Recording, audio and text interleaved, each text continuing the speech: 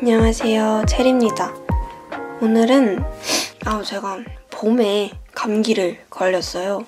다들 우선 건강관리 잘 하셨으면 좋겠습니다. 오늘은 최근 읽은 책, 이 바움가트너에 대한 얘기를 해보려고 해요. 실제 판매는 아니고 가제본이에요. 밑에 이렇게 번호가 저는 108번이라고 써있는데 아마 120번까지인가 있는 걸로 알고 있고, 이거를 이제 열린 책들에서 서평단을 진행을 했었는데 저도 운 좋게 이렇게 받아볼 수 있는 기회가 돼서, 업계 종사자가 아니라면 사실 받아보기 쉽지 않은 것 같은 이런 가제본을 받아볼 수 있었습니다.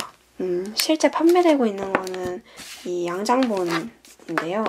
이런 식으로 예쁘게 금박도 들어있고 옆에도 이렇게 금박이 들어있고 표지가 되게 예쁘죠. 저는 책을 수집하고 싶은 욕구가 가끔 있거든요. 뭔가 좋은 마음에 드는 표지를 만났을 때, 그리고 마음에 드는 제목을 봤을 때 이 책을 내 책장에 꽂고 싶다, 이런 무력에서 나오는 그런 때도 되게 많고, 그리고 책을 구매하는 그 행위 자체에 굉장히 큰 의미를 부여하는 편인데, 구매를 해서 책장에 꽂아놓으면은 왠지 모르게 마음에 안정이 되는 느낌? 뭔가 내가 읽지 않았더라도 책장에 있으니까 언제든 읽을 수 있는 느낌이라 해야 되나? 오랜만에 또 그 사랑과 결함 이후로 소장하고 싶은 표지인 것 같아요. 이 가트너라는 게 정원을 뜻한다고 해요. 그래서 이렇게 정원사에 관련된 이런 정원의 그림을 그려놓은 것 같다는 생각을 했습니다. 우선 폴 오스터의 탁의 일주기를 맞이해서 나오게 된 책입니다. 작가님의 유작이에요. 유작에서 이렇게 상실에 관한 내용을 담고 있더라고요. 이 바움가트너는 노교수인데요. 10년 전에 사고로 아내를 잃고 그 상실감을 계속 안고 살아가던 인물로 등장을 해요.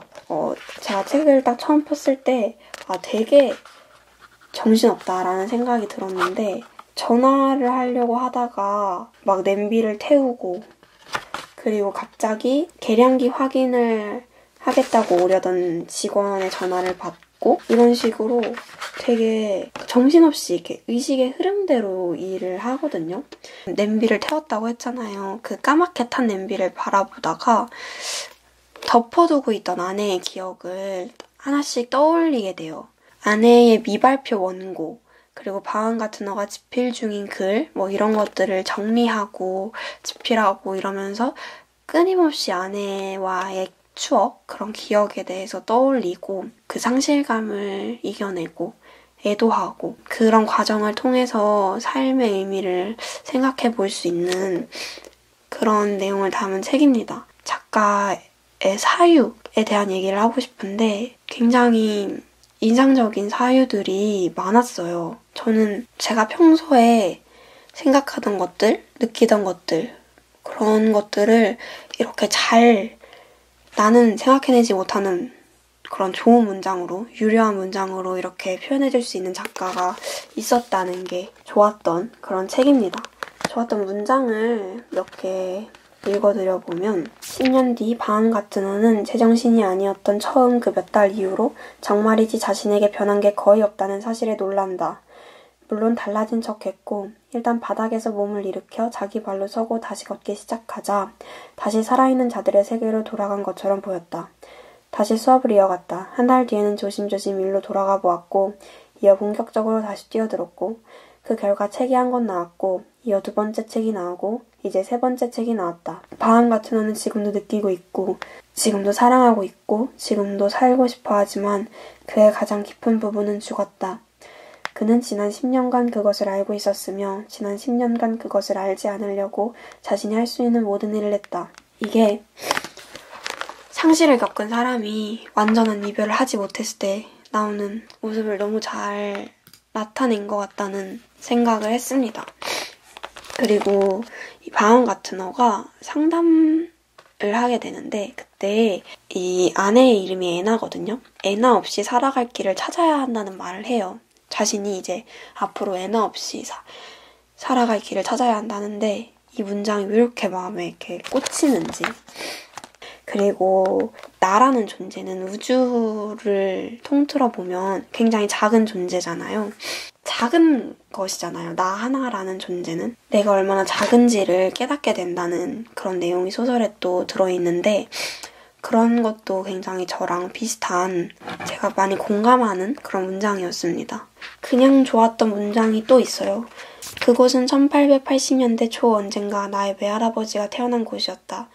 호기심, 그게 아니면 가짜 노스텔지어의 유혹이라고 부를 만한 것 외에는 그곳에 갈 이유가 없었다. 이 가짜 노스텔지어의 유혹이라는 거를, 이게 참 신기한 것 같아요. 왜 내가 가보지 않은 곳에 대한 그리움을 느끼는지, 인간은. 저도 그런 적이 있는 것 같거든요. 분명히 내 고향도 아니고 아무런 연고도 없는데 이런 유혹을 저도 느낀 적이 있는데 되게 공감이 갔던 그런 문장이었고, 이 책에서 가장 좋았던 문장이 있는데, 다음 같은 너는 더 편한 의자가 있을 거라 생각하고 그걸 찾아 마당을 돌아다니다 오후가 흘러가는 속도가 생각보다 약간 빨랐다는 것을 깨닫는다.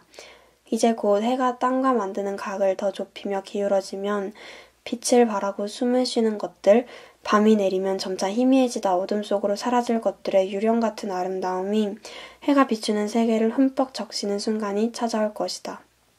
이 문장이 그냥 문장이 너무 아름다워서 가장 좋아하는 문장으로 한번 꼽아봤습니다. 이거를 이제 초판으로 구매를 하시게 되면 이렇게 작가의 사인, 첫 장에 사인이 있고요. 그리고 그다음 포스터도 함께 제공이 돼요. 이 포스터에는 이 책 소개와 작가 소개, 그리고 작가의 책들 소개가 되어 있습니다. 이렇게. 그리고 뒷면을 보시면 이렇게 이 표지에 그려져 있는, 지금 알았네? 이 사람 얼굴이네요? 이 노인이구나. 백발에 안에는 정원이고. 너무 예쁘다.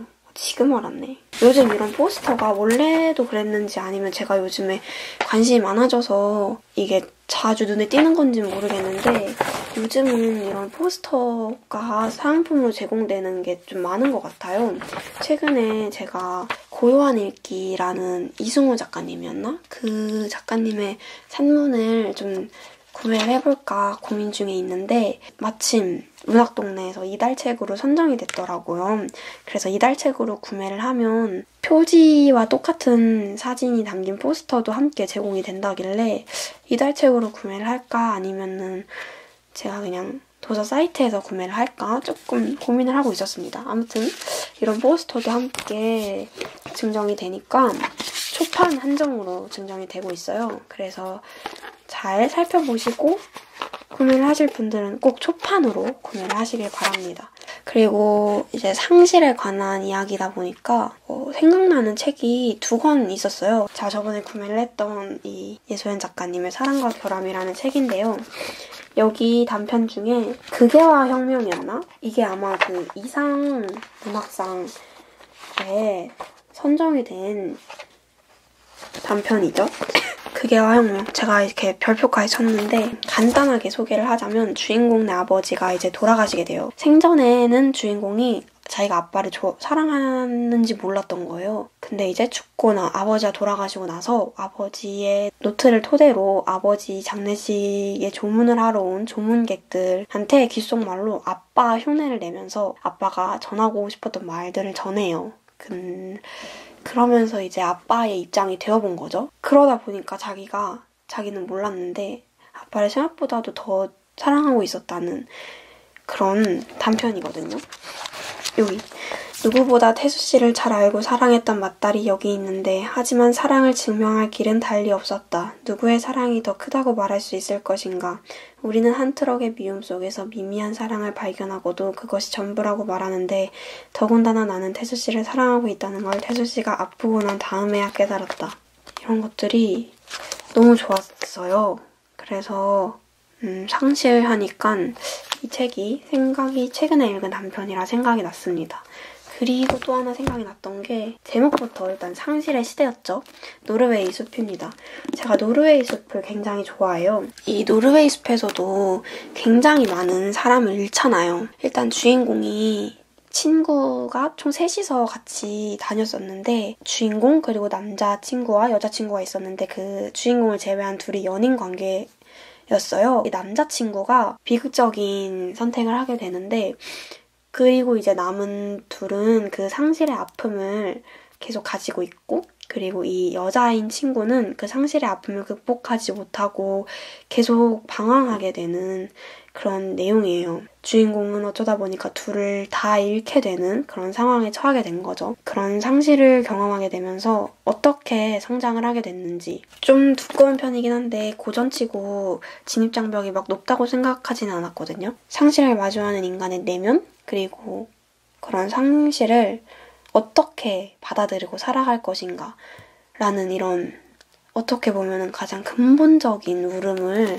이 책도 그렇고 이 바움가트너도 그렇고 그렇게 하고 있는 것 같아요. 작가의 마지막 작품 그리고 타겟 일주기를 맞춰서 출간되는 이 바움가트너 작가로서 이런 작품이 마지막 작품이면 내가 만약에 작가라면 마지막 작품으로 저도 이런 삶에 대한 고찰 그리고 상실에 대한 이야기, 늙어감의 이야기, 노인이 주인공인 그런 소설을 써보고 싶을 것 같다는 생각이 들었습니다. 모쪼록 다들 정말 감기 조심하시고 전 가보겠습니다.